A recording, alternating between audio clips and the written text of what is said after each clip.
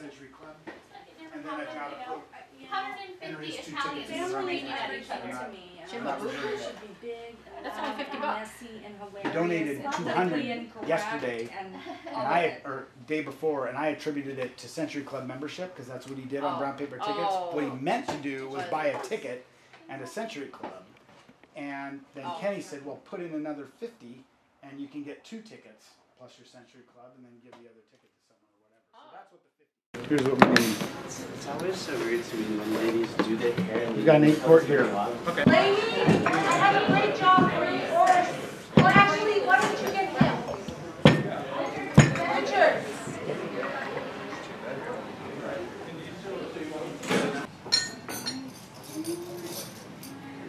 Oh, it's fine. Still need knives for.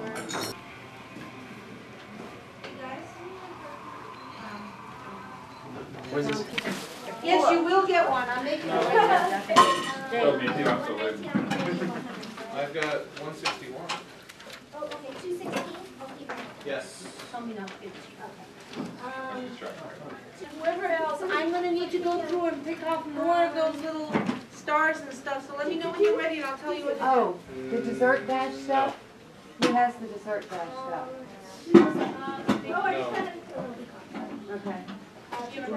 Who's getting the cake? Thank you. It'll go next to that easel. To the easels. Direct him, please, so that so he can people can sign up for it.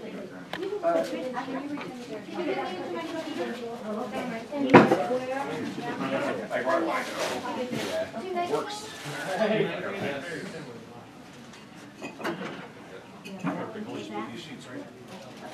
Okay, so I need Sketchy.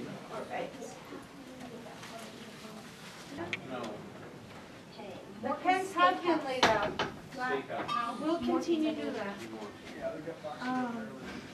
No. 169. Oh, No. Hey, everybody listen. If you see that an item and a gift certificate have their bid sheet, then you can start taking these things off. You guys brought princesses too? hey, thank you. You look nice. Very nice.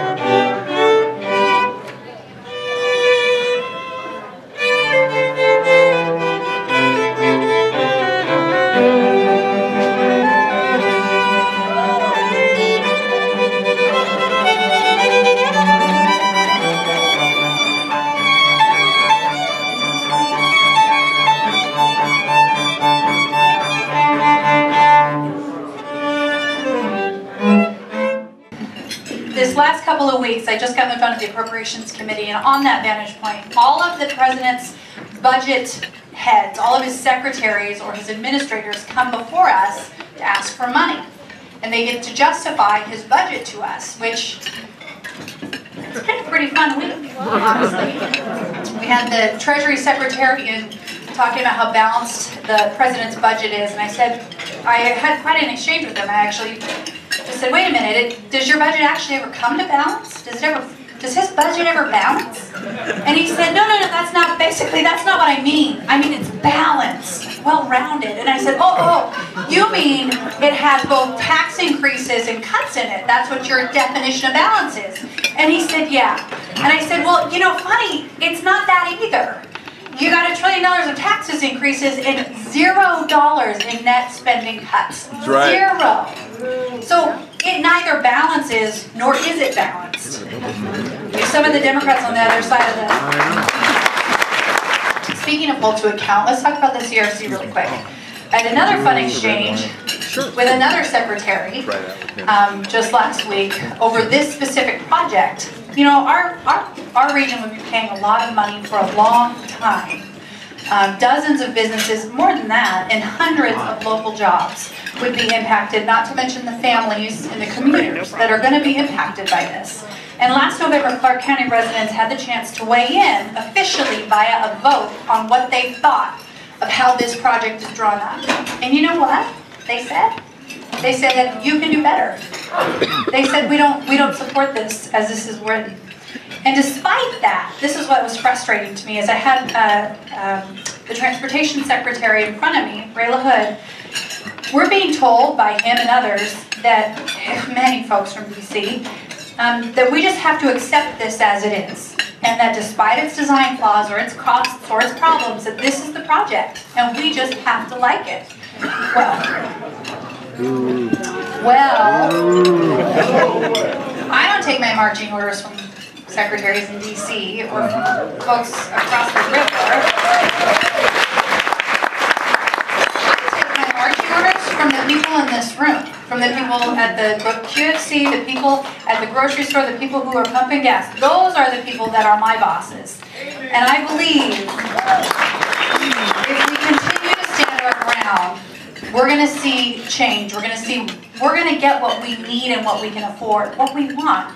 But there's still a lot of fight ahead of us. To provide for themselves and their families. Please help me give an incredible welcome to Dixie Kolditz.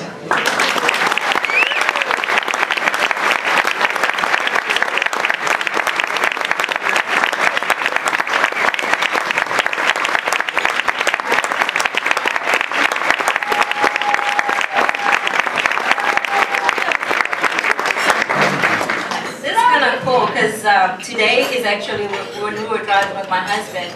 Today is the 19th year that South Africa is celebrating being free. So it's really a big deal.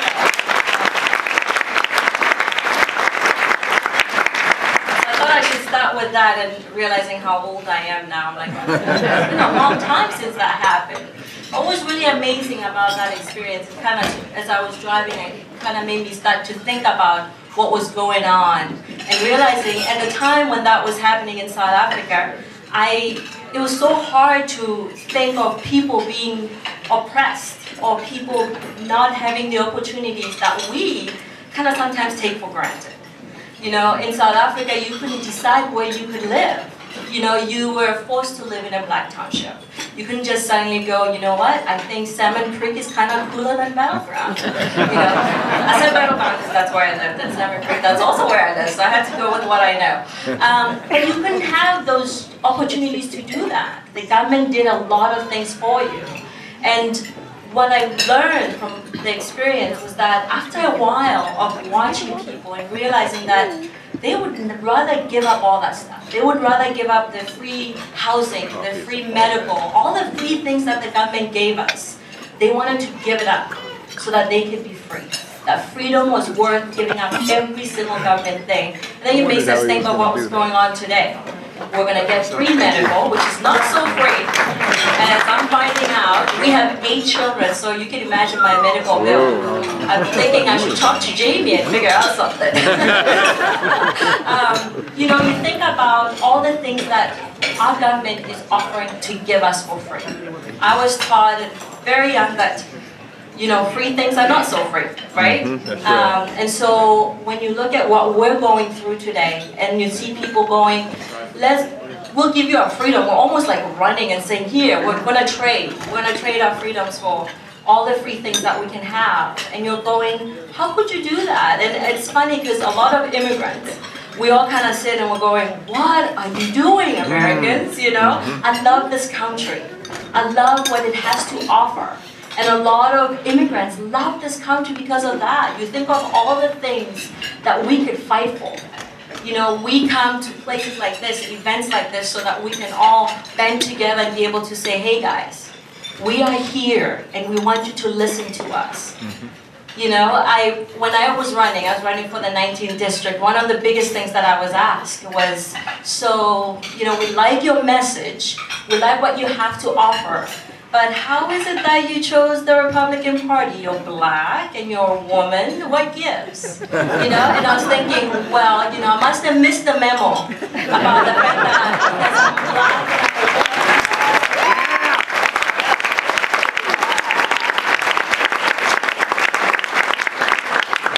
So when you think about that, think about it for a moment. Let it sink in a little bit, because you think of how many women are in this room, right? And it's not just, because everybody goes, well, the Republican Party, what is it? A party of a lot of old men. Hey. Exactly. Well, I don't know. You know. But you think about it. We're a party that stands for a lot of things. We stand for small government. We stand for people being free. We stand for people being accountable. And if you take all those things away, what are we? Oh, I won't say it. You all said it, I didn't. All right? So we have to start fighting for something. And when I was talking with some people, because it's like, well, how do you choose the Republican Party? And I thought about it, one of our problems, because a lot of people said, well, why did you lose? Why do you guys think you lost? And then you think about it, you're going, well, how do I explain to somebody why I chose the Republican Party? How many of you guys in this room are conservative Republicans? Let's see by the raise of hands. Okay, how many of you are moderate? Hey, this actually doesn't look so bad. How many of you are moderate Republicans? This is actually good. Last time when I did this, we found out that there were so many sets within our party. And that's why we can't sell our message, is we're divided. That's right. You think about it, if we are divided, we're never gonna win. You all know the slogan, divided we fall, right? And united, we will be in the White House and we will be in the governor's mansion, right? That's right. So we have to be united. So I think if I was to leave you with something is, freedom is important. And I think you guys already know that.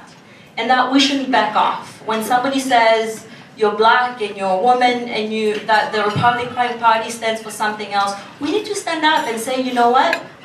We're going to tell you something about what this party is about. This is the party of Lincoln. That's why we're celebrating this, right? This is the party of Lincoln. I was trying to come up with women. You think about it, we elected someone like Jamie Herrera Butler. That's right. We do believe in women. We support women. And we want them to stand up. And so when the Democratic Party decides our message, we shouldn't back down. And I think that's what we did. We backed down. It was kind of like somebody said, well, you guys are bad, and we all went, oh my goodness, we are bad. We shouldn't. We need to stand up more. And that way we decide our message. Let's not let the other party decide our message. And I think that's how we're going to win. Right. I love this country. I became a citizen in 2004.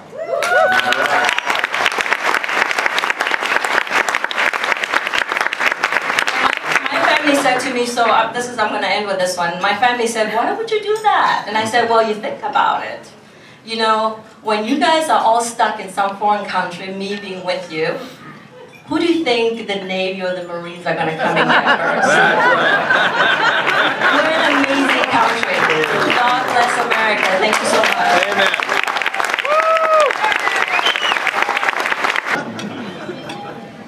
Our next speaker is a Christian pastor and a former Muslim. He travels around the nation speaking on critical issues facing us Americans. I'm very excited to hear what he has to share with us. The simple mission of the TIL project is to speak the truth in love on issues such as the importance of civic engagement, national security, protecting our Constitution and the rule of law from application of foreign law. Please help me give a warm welcome to Sharon Hedian.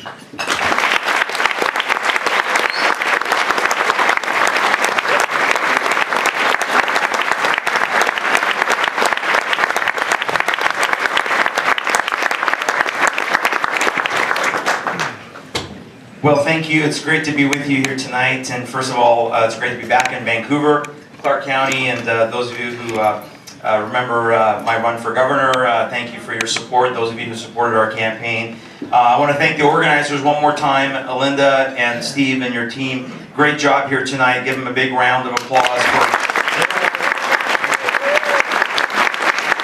I want to start by sharing with you why I believe it is so important to work towards the restoration of our constitutional republic. By the way, we all know that we have a constitutional republic and not a democracy, right? That's right.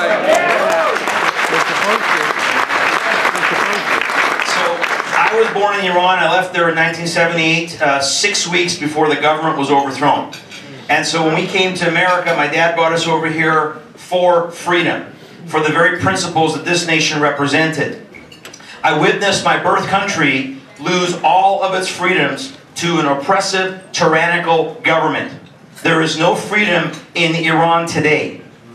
And by God's grace, after waiting 16 and a half years legally, I became a proud U.S. citizen as well.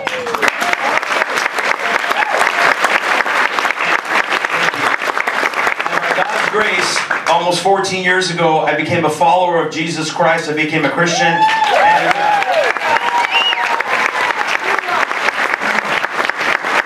And of course, as you know, according to the teachings of Islam, that makes you an apostate and one who deserves the death penalty. That's why we need to protect the freedoms of this nation, the religious freedoms that allows me the right to stand before you here and say what I just said. But the message that I want to share with you tonight, and perhaps it's an outside perspective for some, is I believe that now tyranny is at our doorsteps. It is now in our path, and it is now in our faces, and potentially the future for our children if we don't act. But I am encouraged to see many around the state and nation who are rising up, who are saying enough is enough. And they're declaring that the battle is indeed on to stand for the restoration, not the tweaking, the restoration of our constitutional republic.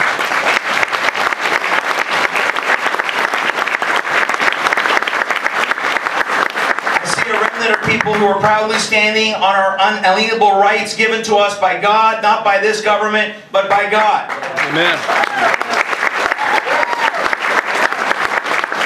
It is time, not just for courageous leadership, I believe it is time now for a courageous generation. All hands on deck to rise up in this hour and say no more, enough is enough. Thank you. We must be a courageous generation that is proclaiming we will no longer be politically correct. That's right. That's right. We will not compromise on the truth any longer. We will not compromise on our foundational principles of this nation any longer, including the right to bear arms and defend against tyranny. That's right. There are those who would like nothing more than to throw out our republic, to throw out and dismantle all our unalienable rights, including religious freedom, the right of conscience, and the right to bear arms.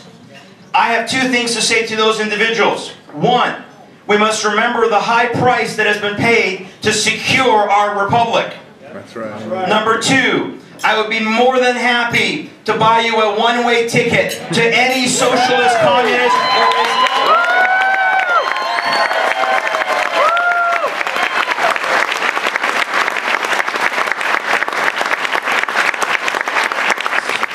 Now, how do we turn things around? Well, I believe that we have an incredible document that I talk about, and it is my mission to bring this document further to light. I'm so glad that people are much more aware of the Constitution. By the way, don't you think it's funny that some guy from the Middle East is traveling around talking about our founding principles? I think God has a sense of humor.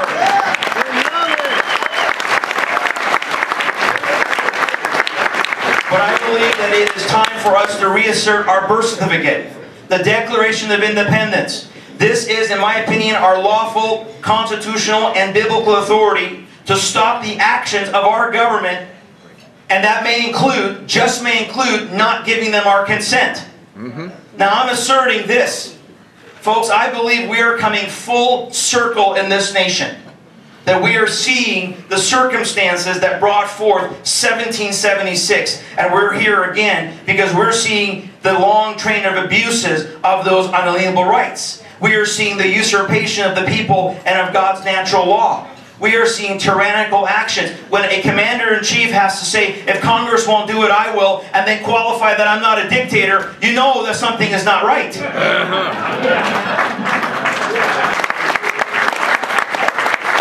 you very much, folks. Thanks for inviting me up here. My dad and I, we were talking about that. When I sent that letter out, he said, you know what, son? Of course, he's an old farmer, you know, and he said, I think he just figured out a real polite way to tell the Vice President of the United States to go to hell.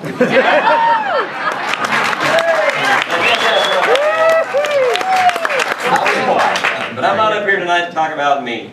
I'm here to talk about somebody else and do a quick introduction because we're running a little bit late and he's got a lot to say. Character. You know what that is, right? That's what you do when no one's watching. Well, your next speaker did that a long time ago, and he embodies that that trait. And I was able actually to draw from his example when I was sitting at home and scratching my head thinking, all right, well now, how am I going to tell the Vice President to go to hell? So I did my homework and did some research and looked at the Supreme Court case that pretty much laid the law of the land as far as what a sheriff can do and what specifically we don't have to do. So he pretty well qualified to come up here and speak before all of y'all. He National FBI Academy graduate, 2 terms as county sheriff down in Graham County, Arizona, 11 years working for Provo, Utah Police Department. And I tell you, with that, it gives me great honor to be up here and introduce Sheriff Richard Mack. Thank you.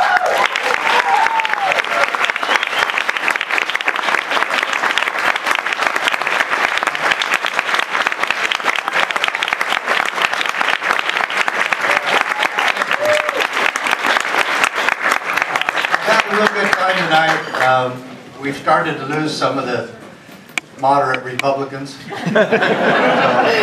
Only the staunch conservatives stay up till 10 o'clock. I guarantee you're going to stay up till 10 o'clock tonight. So if you want to leave, you can. But I came a long way, and I actually came in from Michigan, not Arizona, because I've been traveling all over the country doing a lot of these. And it's an honor. It really is an honor. And I thank you for having me tonight. You know, you've heard some things about third parties and whatnot. There's a party out there called the Constitution Party. If you ask me, the Republican Party ought to be the Constitution Party. If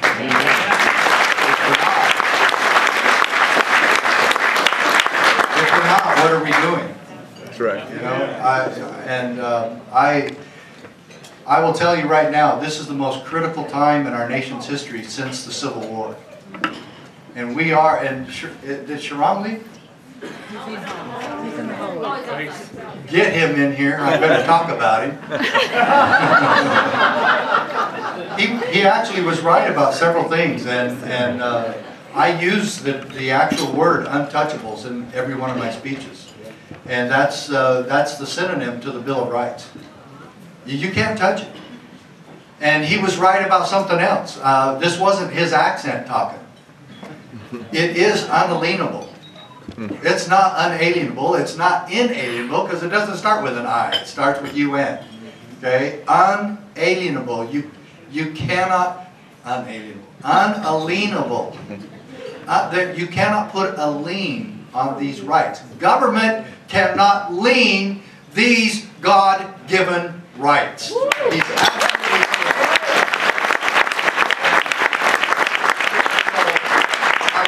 Thank him for giving half of my speech, and so we can get back a little bit.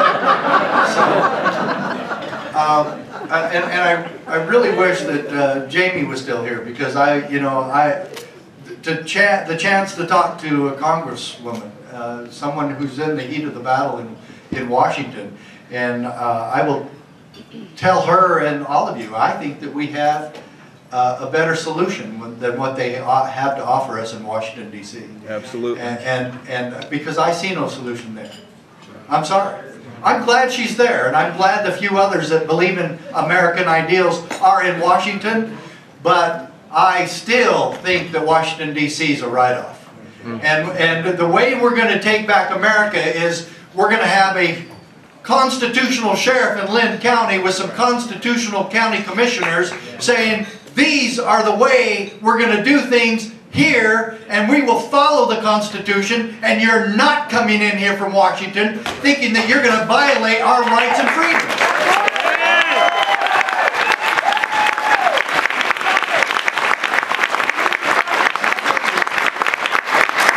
We can take America back. Yeah, that's right. But you don't start in Washington.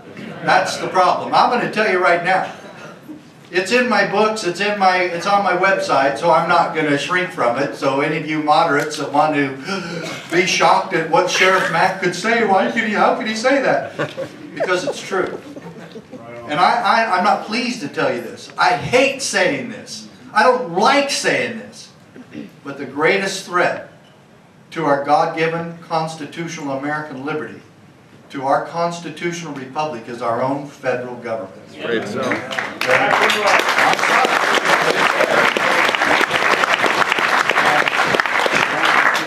And I will add to that their partner, the United Nations. Yeah. Oh yeah. And so now everything that our founders of America warned us not to do, we do routinely. They warned us against national debt. They warned us against a welfare state. They warned us against gun control. And in fact, they made gun control untouchable. They made gun control against the law. It is expressly forbidden in this country to have gun control. That's right. Oh, but what about universal background checks? Now that's a good idea. Well, you know what? It might be a good idea, but it's still against the law. That's right. Okay? Now, when I was sheriff, it's good to be in a room with another crazy sheriff. Because I was a crazy sheriff. You know what I had the audacity to do? The reason I'm standing before you right now is because I was the first sheriff in American history to sue the federal government and win a case at the United States Supreme Court. You know,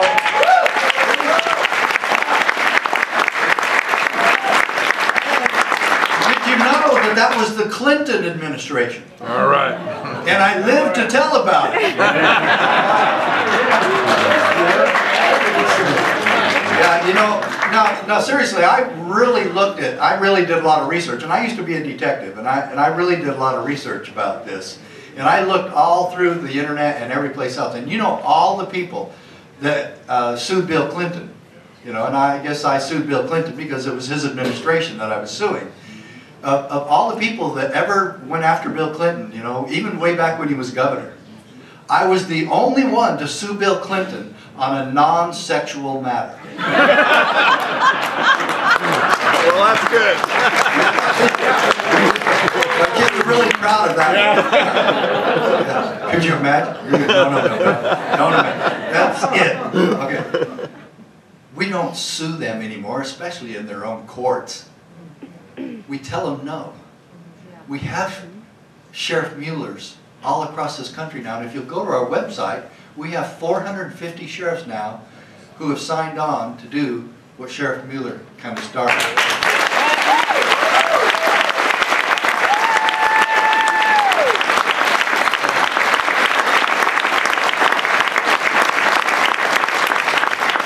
These guys are as crazy as I am, so I love this. I love it.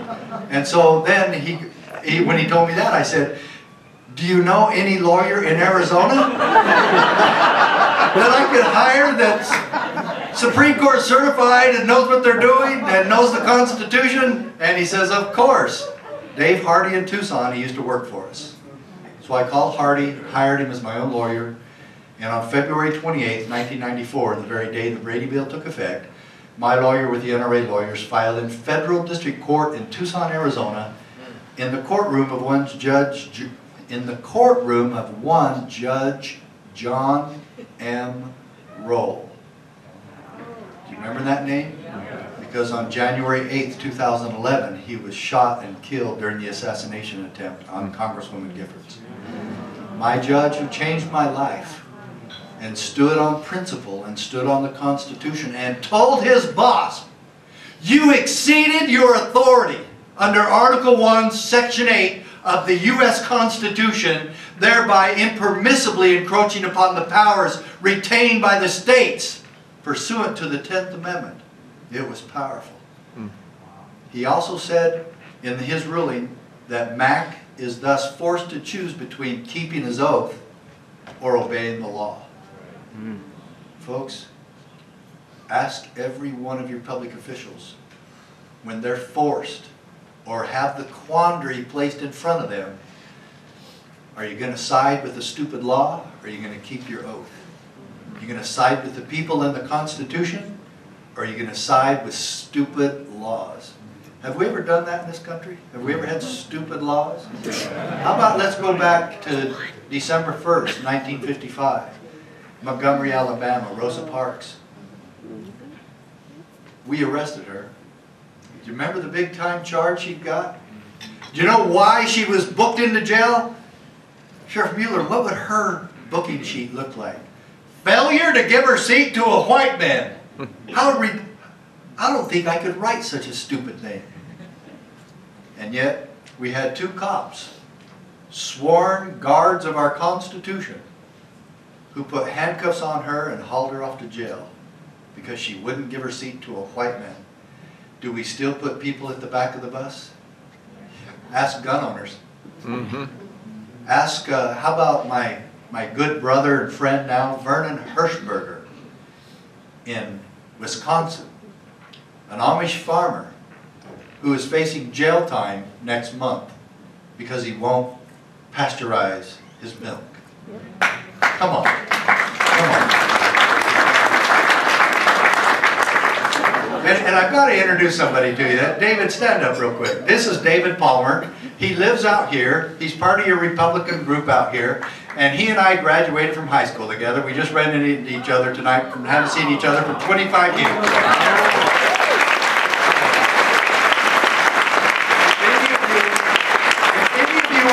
David, what kind of a student I was in high school. Don't. But you can ask him what kind of an athlete I was. Because he and I played on the same football team together, played on the same basketball team together. And the first political race I ever lost was to him. I was freshman class president, I was sophomore class president, ran for vice president of student body, and he won. True story. Absolute true story. So, and I couldn't really look at this book and without making up a new word. So I made up a new word. I hope it makes the dictionary pretty soon. It's called polymagician. You see, we have a bunch of polymagicians in Washington, D.C. that want us to buy their illusions. You see, and I've seen David Copperfield before in Las Vegas. He's great entertainment. I love it. But even he will tell you he's not magic. He's an illusionist. And that's what our politicians think. They think they're magic. No, you're an illusionist and you're a liar. You know, and you don't follow the Constitution anymore, and you think that if you do the same things that Hitler did, that it's going to provide some magics now, and that it's going to work now, and that it won't enslave us. And you know, saying that word enslave reminds me of a favorite movie that just came out. In fact, it came out on Christmas Day. I went to it. Do you hear the people sing? Singing the song of Angry Man. It is the music of a people who will not be slaves again. And George Mason, in my first book, actually, right after I filed the lawsuit, I started writing the book from my cold, dead fingers. Because that's how I felt about guns, even though I didn't own very many at all. At the time when I filed this, I think I owned 2. But now, every time they make a new gun control law, I go buy one more. So I own quite a few now. I celebrate. That's the way I celebrate it. But George Mason is quoted in that book, and so is Richard Henry Lee and several of the other founding fathers, who said, I asked, sir, what is the militia? It is the whole body of the people. So then we know, when we see that and we study a little bit, that there is no contradiction in the Second Amendment like the liberals want to teach our children in their schools today. Yeah. That guarantees the right of the militia, of the army. The militia was the army or the National Guard. Well, the National Guard wasn't formed until 105 years later. So that's a lie. What do they care about that? And then we know and understand that the militia was what Paul Revere called out when the British were coming. And he said, get your assault rifles out of your closet. Because we've got to go against the greatest empire in the world, and we better get busy, and you better hurry. And so when George Mason just reinforced that, when he said, I asked, sir, what is the militia? It is the whole body of the people. And then he added the kicker. To disarm the people is the best and most effectual way to enslave them. Now you know why we get a little antsy about this? Because we will not be slaves again. And if you look back at the history of how the Bill of Rights came about, then you'll know that that's exactly what the founders had in mind. These are the untouchables. When the founders got together, you know, they brainstormed 2 years after they did the Constitution, said, we've got to have a Declaration of Rights. We didn't go far enough. And so, you know, some of the other founders, the moderates, called Patrick Henry and George Mason, oh, you guys are such right-wing radicals. What's the matter with you? And they said, okay, we'll go back. Let's go back to work. And guess how many they came up with? 189. And they dwindled them down to 12. And the states ratified 10. The 10 untouchables. And now how do we protect that? Because another thing Madison wrote about was the doctrine and power of interposition.